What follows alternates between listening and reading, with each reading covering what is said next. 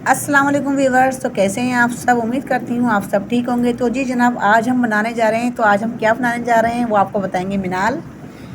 मामा, आज हम बनाने जा रहे हैं क्रिस्पी आलू और पालक के पकोड़े। पकोड़े। तो जी जनाब, ये तो आपको पता चल ही गया है। तो हमने यहाँ पे 7-8 पत्ते लिए थे पालक के, जिसको बारीक काट लिया। और छोटी प्याज थी तो हमने 4 अदद ली हैं। अगर बड़ी हो तो आप 2 लीजिएगा। तो यहाँ पे हमने बारीक प्याज हमने ले लिए, और बाकी हमने जो यहाँ पे 2 अदद हमने आलू लिए थे बड़े साइज़ के, वो हमने लंबे शेप में हमने काट लिए हैं। तो आप यहाँ पे जो है जिस शेप में काटना चाहें काट सकते हैं। तो और यहाँ पे हमने 4-5 हरी मिर्चें थी, इसको भी हमने बारीक काट ली हैं। और यहाँ पे हम शामिल कर रहे हैं 1 टेबल स्पून ज़ीरा।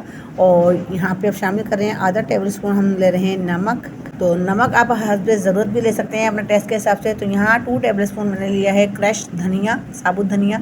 तो यहाँ पे ये देखें रेडीमेड मसाला मिला था बाज़ार का, तो ये भी मसाला मैं लेके आई थी। तो घर में भी आप बना सकते हैं। इसमें कुटी मिर्चें, साबुत धनिया, सूखी मेथी, हल्दी, पिसी हुई मिर्च, सब चीज़ें शामिल हैं। तो मैंने सोचा ये भी मिला लूँ मैं। थोड़ा मैंने घर का मिलाया है, थोड़ा मैंने 2 टेबल स्पून मैंने ये मसाला मिला लिया। अच्छा, तो 2 चुटकी हम यहाँ पे ले रहे हैं सोडा, मीठा सोडा खाने का। तो यहाँ पे 2 चुटकी शामिल करेंगे हम, ज़्यादा नहीं डालेंगे, ताकि पकोड़े जो है हमारे अंदर तक से नरम और सॉफ्ट रहें। तो इसको अच्छे से मिक्स कर लेंगे। मिक्स करने के बाद फिर हम यहाँ पे लेंगे बेसन। बेसन जो है हम यहाँ पे लेंगे 1.5 कप के बराबर हमने यहाँ पे बेसन लिया है। और यहाँ पे बेसन डाल के, पानी नहीं डालेंगे हम यहाँ पे। अभी हम इसको बेसन डाल के अच्छे से इसको मिक्स करेंगे। यहाँ पे जो है पानी भी हम शामिल नहीं करेंगे। यहाँ पे सब्जियों में जितना पानी होता है तो वो पानी ही अब इसके अंदर काफ़ी है। तो इसको अच्छे से मिक्स कर लेंगे हाथ की मदद से। अब हम यहाँ पे पानी की हमें ज़रूरत पड़ी है, तो यहाँ पे हम डालेंगे थोड़ा सा पानी। 4 टेबल स्पून के बराबर हम यहाँ पानी डालेंगे, बस हाथ हमारा जो है गीला हो जाए। और इसको गीला करने का फिर इसको अच्छे से मसलना है हमें। अच्छे से इसको मसल के हम रख देंगे इसको 15 मिनट के लिए, इसको स्टे देंगे। तो 15 मिनट बाद इसको हम 15 मिनट के रखेंगे। 15 मिनट बाद फिर हम आपसे मिलेंगे। इसको अच्छे से हम इसको मिक्स कर दिया है हमने, और माशाल्लाह बहुत अच्छे, बहुत ज़बरदस्त ये जो है तैयार हो गया पकौड़ों का। ये देखें आराम से इसकी मुट्ठी बन रही है कि एक एक पकौड़ा हम आराम से डाल दें। और यहाँ पे बहुत ही मज़ेदार और अच्छे से क्रिस्पी से पकौड़े बनेंगे। बहुत ही आसान है, बहुत ही यूनिक रेसिपी है। आपको मेरी रेसिपीज़ कैसी लगती हैं तो मुझे कमेंट्स करके लाजिम बताया करें। और आपके लिए मैं अच्छी अच्छी रेसिपीज़ लेके आती रहूँगी, और आप लोग क्या देखना चाहते हैं वो मुझे बताएं। मैं इसी तरह आपके लिए अच्छी अच्छी रेसिपीज़ लेके आती रहूँगी। तो यहाँ पे देखें ऑयल हमारा गर्म हो चुका है। तो यहाँ पे हमने मीडियम साइज़ हमने करा हुआ था, चूल्हे की आँच हमने मीडियम करी हुई थी कि हमें ज़्यादा तेज़ ऑयल नहीं चाहिए, बस मीडियम सा हो। तो जी जनाब, यहाँ पे आप देख सकते हैं मैंने एक एक करके पकोड़े डालने शुरू कर दिए हैं। और दरमियाने साइज़ के रखेंगे हम, ना ज़्यादा बड़े ना ज़्यादा छोटे, क्योंकि फूल के थोड़े बड़े हो जाते हैं। और बहुत ही मज़ेदार, बहुत ही क्रिस्पी से पकोड़े बन के तैयार होंगे। तो ये आप ज़रूर ट्राई करिएगा। रमज़ान में हम लोग नई नई रेसिपियाँ ट्राई करते रहते हैं, तो आप भी रेसिपी ज़रूर ट्राई करिएगा और अपने घर वालों को बना के खिलाइएगा। तो आप तारीफ़ के बगैर नहीं रह पाएंगे आपके घर वाले। तो यहाँ पे आप देख सकते हैं माशाल्लाह मज़ेदार से पकोड़े हैं यहाँ बन रहे हैं। तो यहाँ पे हमने जो है सारे पकोड़े डाल दें, जितनी आपकी कढ़ाई में जगह हो उतनी आप डाल दें स्पेस देख करके। और यहाँ पे जो है 2 से 3 मिनट हम एक साइड से पकाएंगे, 2 से 3 मिनट हम दूसरे साइड से पकाएंगे। और जैसे ही हम पकोड़े निकालने वाले होंगे तो फिर हम आँच जो है थोड़ी सी तेज़ कर देंगे चूल्हे की। तो यहाँ पे देख सकते हैं मैंने आँच जो दरमियानी कर दी है, डालते टाइम थोड़ी सी मैंने तेज़ रखी थी।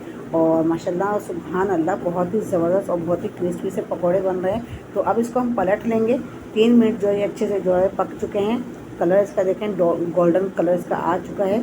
और बहुत ही ज़बरदस्त, बहुत ही यूनिक सी रेसिपी, बहुत ही आसान सी रेसिपी है। हर कोई आराम से इसको बना ले। सबके घरों में पकोड़े बनते हैं। रमज़ान आ चुके हैं, रमज़ान में जो है बहुत से लोग पकोड़े बनाते हैं, हर तरह के, हर किस्म के। और क्या तो कोई तो गोभी भी डालता है, पत्ता गोभी डाल के बनाता है। मैं भी पत्ता गोभी डाल के ही बनाती हूँ, पालक डाल के ही बनाती हूँ। और हर तरह के मैं पकौड़े बनाती हूँ घर में। नई नई रेसिपीज़ में ट्राई करती रहती हूँ, तो आप भी ज़रूर ट्राई करिएगा मेरी यूनिक सी रेसिपी। तो जी जनाब, आप मेरी रेसिपी जो है कहाँ से वॉच कर रहे हैं, किस मुल्क से, किस शहर से, तो मुझे कमेंट्स करके लाजिम बताया करें, ताकि मैं आपके कमेंट्स का जो है जवाब दे सकूँ, आपका शुक्रिया अदा कर सकूँ। तो ये आप देख सकते हैं माशाल्लाह सुभान अल्लाह, बहुत ही ज़बरदस्त से पकोड़े हैं, क्रिस्पी से पकोड़े हैं।